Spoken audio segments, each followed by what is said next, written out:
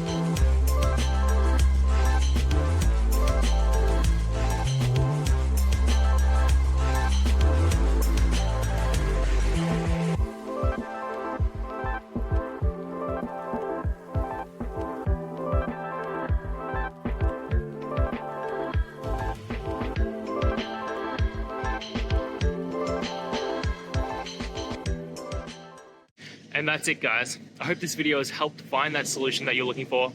And if it did, please hit the subscribe button. I'd really appreciate it. Now, until the next time that you need technical help, I hope you have a good one.